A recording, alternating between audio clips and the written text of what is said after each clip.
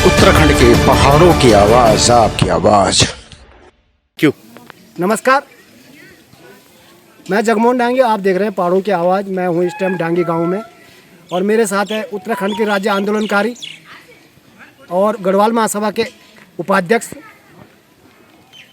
श्रीमती निर्मला बिष्ट जी, जिनका मूल गांव डांगी है और ससुराल धुमाकोट में है। निर्मला बिष्ट जी कोई परिचय के मोहताज नहीं है, यहाँ तक कि उत्तराखंड में उनको उमा भारती भी कहा जाता है और जन आंदोलन से जुड़े हैं। ये सौभाग्य की बात है कि आज हमको उनको इंटरव्यू लेने का मौका मिला है।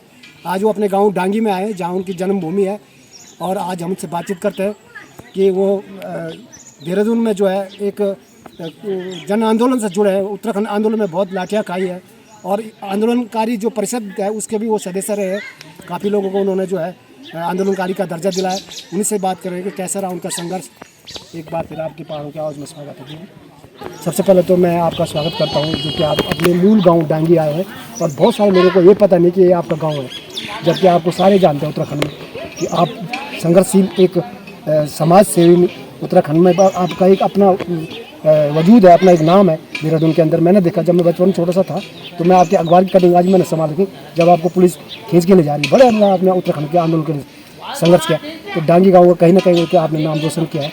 आज कैसा लग रहा है, कई साल बाद आप डांगी आए, कितने साल बाद पहले आप डांगी गाँव? धन्यवाद डांगी जी, क्योंकि मैं मूलतः इसी डांगी गांव की हूँ और मेरा ये मूल गांव है। और मुझे आज बहुत अच्छा भी लग रहा कि मैं आज अपने गांव, अपने जन्मभूमि में यहाँ पे पहुँची हूँ।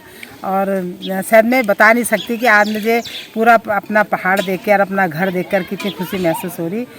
लेकिन उसके साथ साथ मैं ये ज़रूर कहना चाहूँगी कि ये संदेशा भी है मुझे इस देश के, इस राज्य के मंत्रियों से हो, चाहे मुख्यमंत्री से हो, क्योंकि ये राज्य यह महिलाओं ने बनाया था और महिलाओं की 80% की भागी इस राज्य आंदोलन में रही है। उसके पीछे बहुत सारे कारण रहे, चाहे यहाँ पे पलायन का मुद्दा रहा हो, चाहे लड़कों के बच्चों का बेरोज़गारी का मुद्दा रहा हो, चाहे यहाँ पे शराब नशा की जैसी चीज़ बहुत ज़्यादा प्रचलित थी, इसका मुद्दा रहा हो।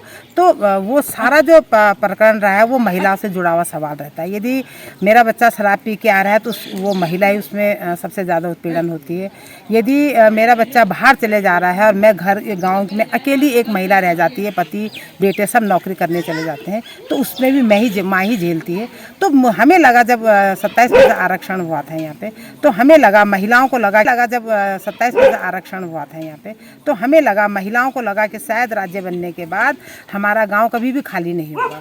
और लगा कि मेरा राज्य होगा तो मैं मेरे राज्य में मेरे अनुसार शराब की नीतियाँ बनेगी, मेरे अनुसार लगेगा कि नशा होगा कि नहीं होगा।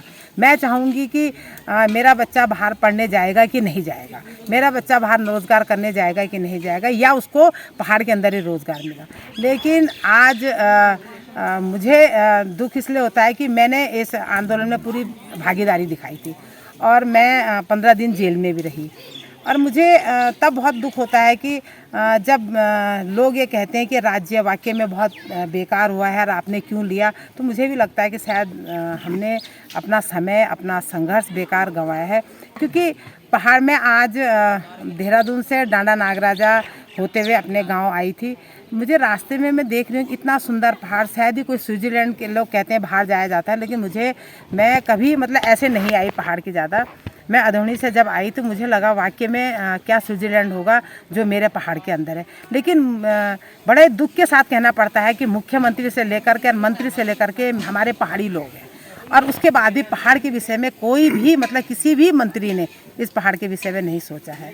हम लोगों ने राज्य आंदोलन के टाइम पे कहा था कि राजधानी हमारे पहाड़ के बीच में होनी चाहिए, और उसके पीछे एक कारण है। देखिए, राजधानी गैरसैंण कोई नाम नहीं है, और हम क्योंकि नाम के पीछे कुछ नहीं है, लेकिन उसके पीछे एक बहुत बड़ा कारण था।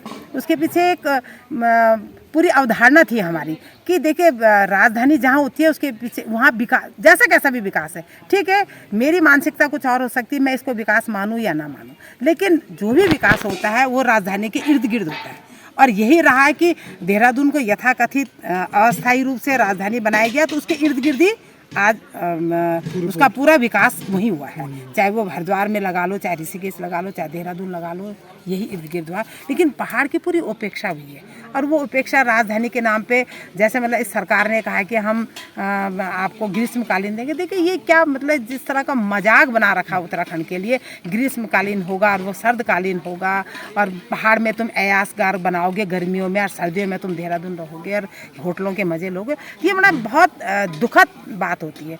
और जिस तरह भू कानून को लेकर भी पहाड़ के अंदर हमने ये कहा था कि बाहर के लोग यहाँ पर ना आए। हमारा बाहर से मतलब किसी जाति धर्म संप्रदाय से बिल्कुल नहीं है।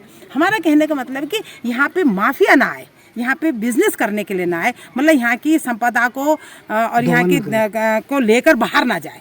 मतलब ये मेरी संपदा है, मेरे पेड़ हैं, मेरा जंगल है, मेरा पानी है, वो मैं ही सारी सुविधाएं होती। मेरे को क्या जरूरत थी कि मैं दिल्ली बम्बई कलकत्ते में मेरे बच्चे बर्तन मारने जाए।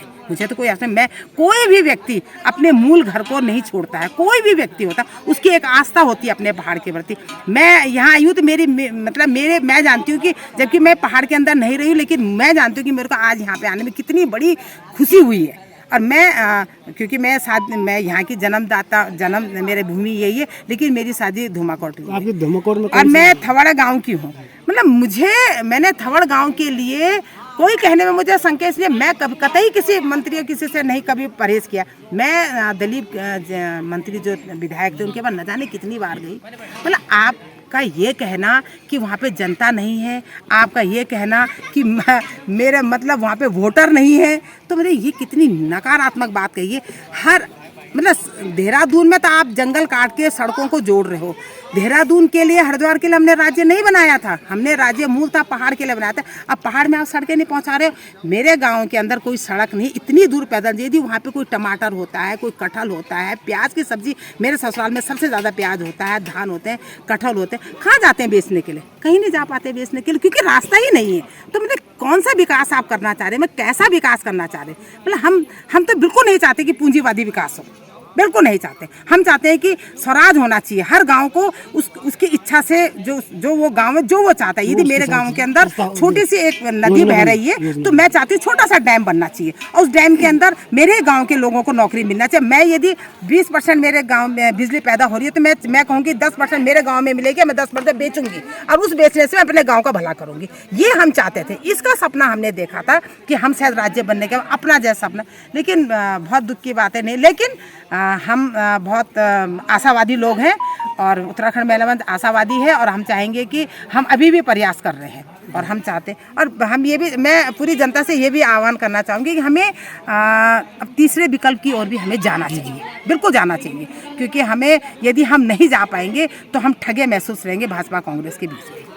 तो ये थे मेरे साथ निर्मला बिष्ट जी, जो उत्तराखंड महिला मंच की संयोजक रही है और वर्तमान में उत्तराखंड गढ़वाल उत्तराखंड महासभा के अध्यक्ष हैं, और जो साफ तौर पर कह रहे हैं कि तीसरा विकल्प ही अब एक विकल्प है जो उत्तराखंड राज्य के प्रति कुछ हो सकता है। क्योंकि कांग्रेस और भाजपा को बारी बारी से 22 साल हो गए उत्तराखंड में सत्ता में सुख भोगते हुए, तो अब एकमात्र विकल्प तीसरा मंच